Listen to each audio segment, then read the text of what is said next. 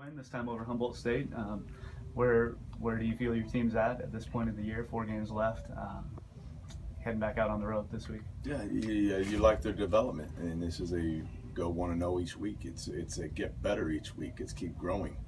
I think college football and is all about you got another challenge this week, and if you can evaluate the film, if you can have an honest eval. I mean, that's always big with the team and coaches. They can honest eval and say, okay, how do we get better? What do we grow from? There's a lesson to be learned from every single victory and every single loss. The truth lies somewhere in the middle. And so taking that humble and hungry attitude we talk about, that's what we got to have this week going into it. Because I'm excited about this team. I love the fact that there's 4 more weeks that we know about. I enjoy being with this team. They're a great bunch of guys to be around. And then, the ethos of coaching here is just, hey, let's make an impact. But we got to teach them how to keep growing as a person. And that's really where we're at the program.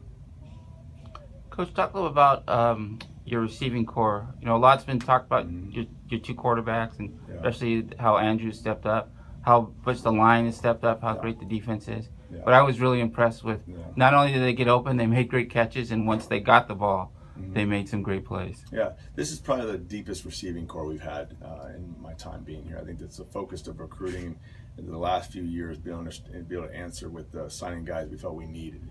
So last year, this receiving core, majority of them are redshirted, so we were able to get them out this year. But there's some great leadership in Ethan Zeiler and a Tanner Henry. So being able to pass on, hey, these are the tricks of the trade. This is how we do receiver here. This is how physical we play as a receiver here. So while the talent's very young, I appreciate the leadership that's able to pass the baton on to them and say, hey, here's how you do it here. But you see Brandon Jackson and Weston Carr really being able to take off and win their one-on-one battles, and then when the open field make some things happen. But what I appreciate the most is you watch these guys when the ball's not thrown to them. Their blocking is outstanding. I mean, the physicality which what they block is, I think it's in the top of the whole league.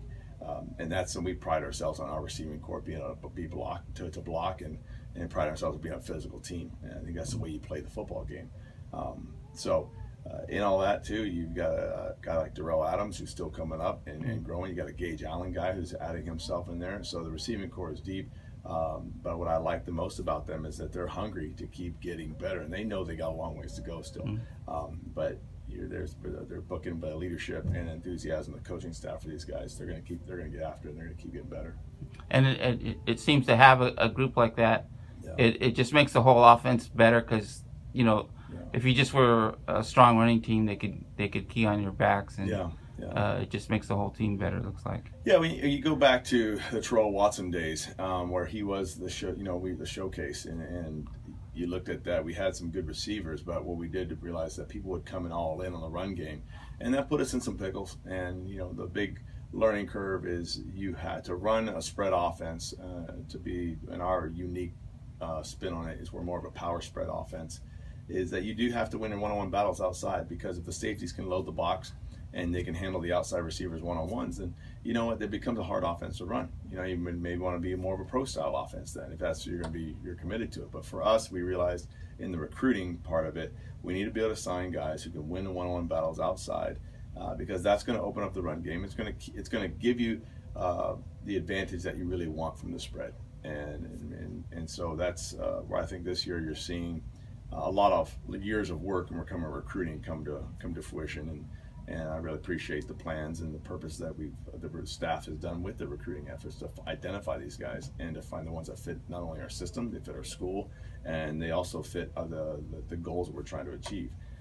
In that, when we keep recruiting, we had a pretty big recruiting weekend of guys coming out. We're still trying to identify those guys who can help us be prominent on the national level, and we'll make sure we're going to comb through everywhere to find the right fit for us.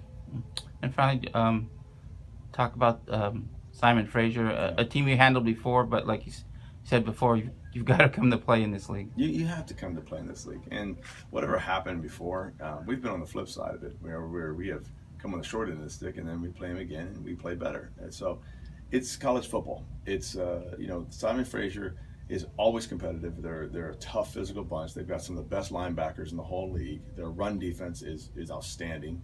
I thought their watching the last film, whether they were against Western Oregon. They had a bye week last week. Our Western Oregon film, their quarterback is so mobile, and we saw what that can do for an offense.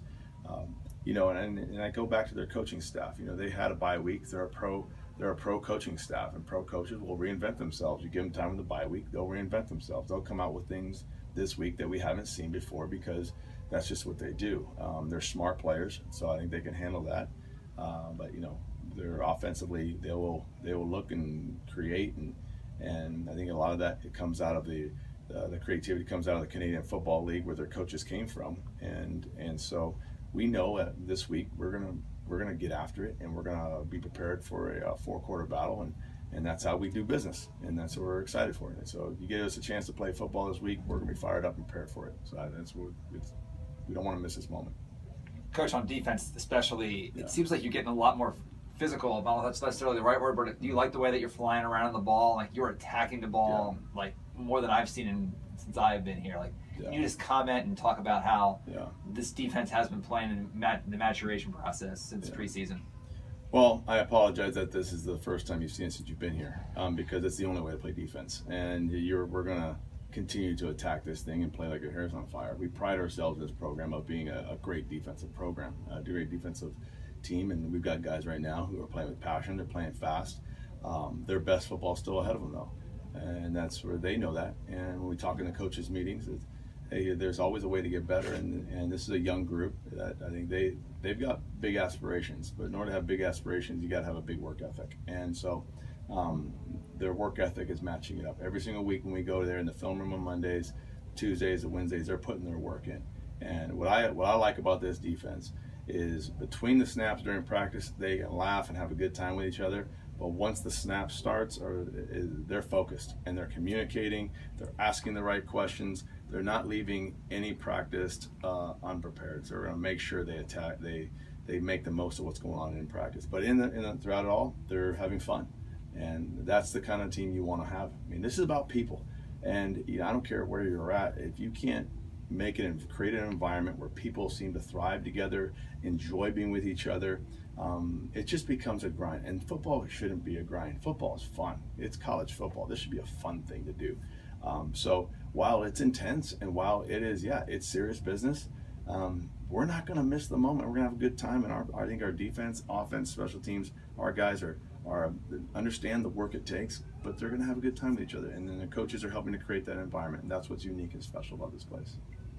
Staying on the topic of defense, just that week-to-week adjustment as far as getting off the field. We talked a little bit about it post-game, but what was the biggest change you saw during the week in terms of making that adjustment? Well, I think there were some fundamental things to our system that guys maybe strayed away from a little bit in the pursuit of, hey, let's playing fast. Sometimes it's a fine razor's edge where you play fast, but you lose some of the technical demands that are needed from a defense. So our guys were able to see that on film. They would say, okay, I get how critical this technique is for this piece of the defense. So they were able to realize it, grow through it, make the adjustments this week, and understand how do I bring both together.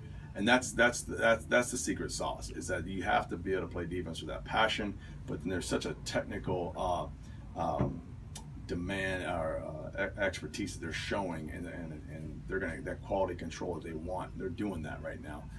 So as we go into the film room, we'll show them things that we need to continue to adjust and get better at, because I think this defense can be so much better, and that's what I get excited about.